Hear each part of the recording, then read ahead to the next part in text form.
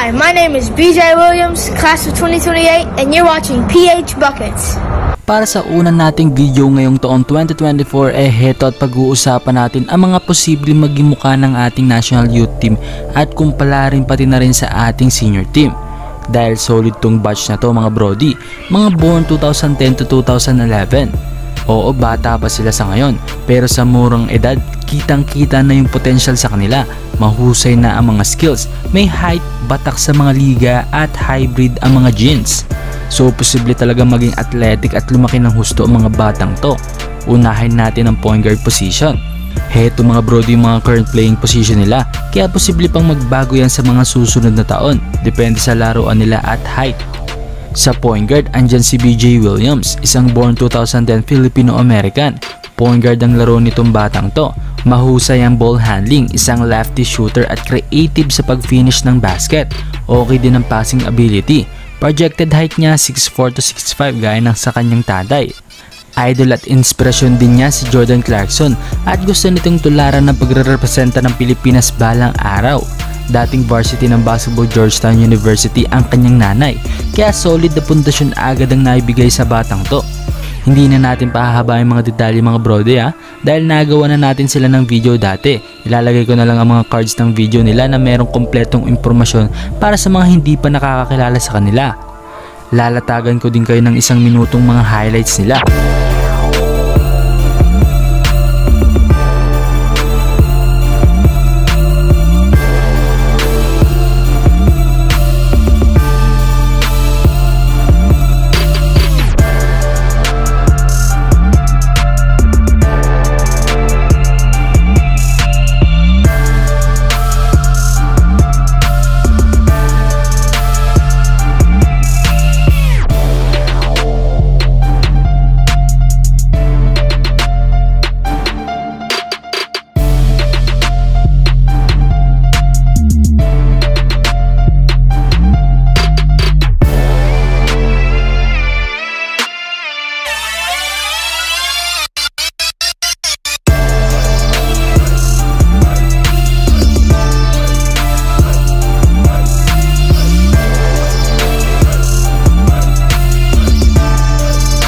Pangalawa, andyan ang anak ng dating NBA player na si Adjani Jones, isang born 2011 Filipino-American.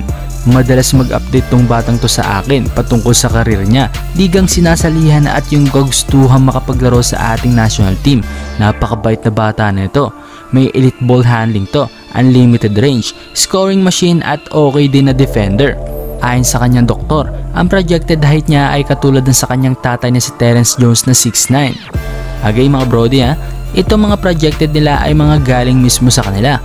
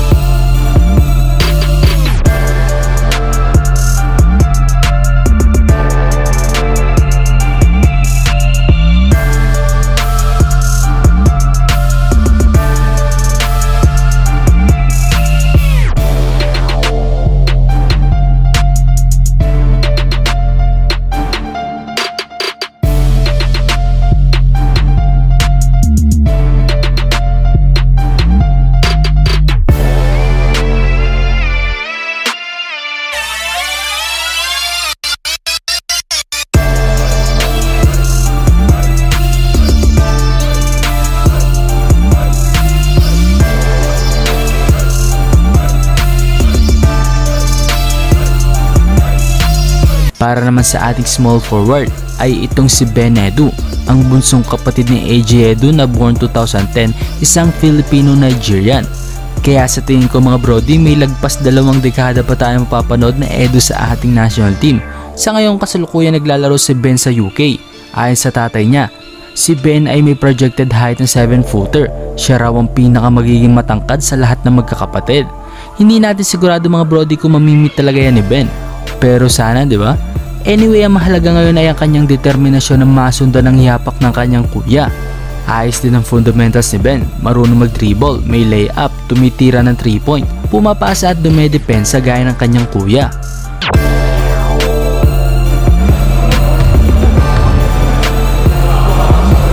Yeah.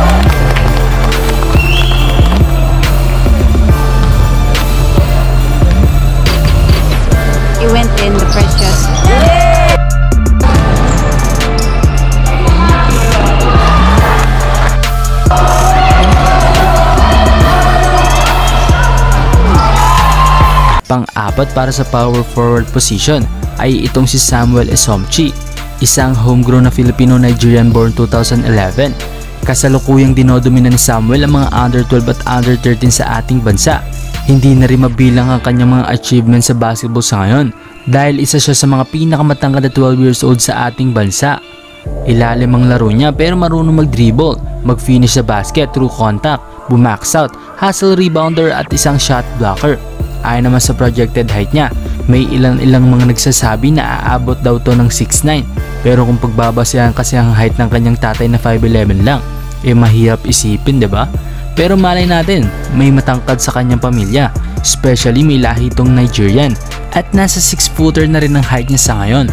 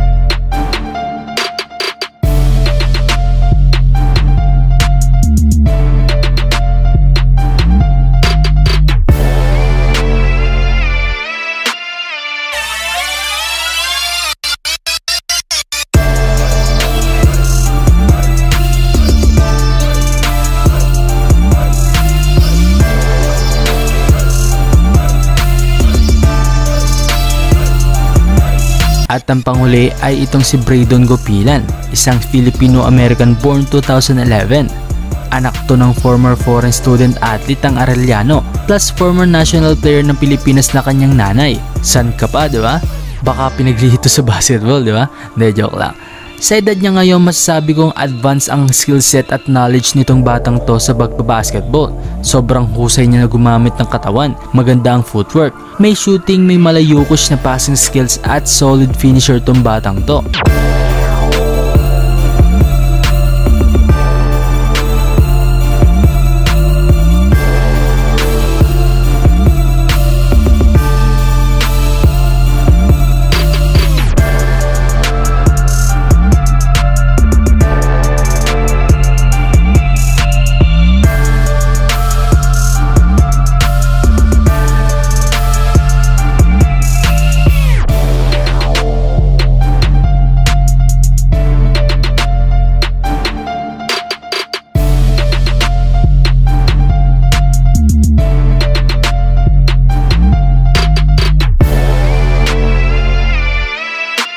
Ayun, sila nga mga brody ang 5 player na hybrid young prospect natin sa ngayon. Tapos sasamahan pa ng mga local talents natin. Ang daming mahuhusay ng mga homegrown natin dyan. Kaya siguradong solid ang mga susunod na batang gilas under 16 natin at sa mga susunod na madidiscover pa natin. Kayo mga brody, anong masasabi nyo? Komento nyo lamang sa baba at ating babasahin yan. This is Zero Buckets. Bye-bye!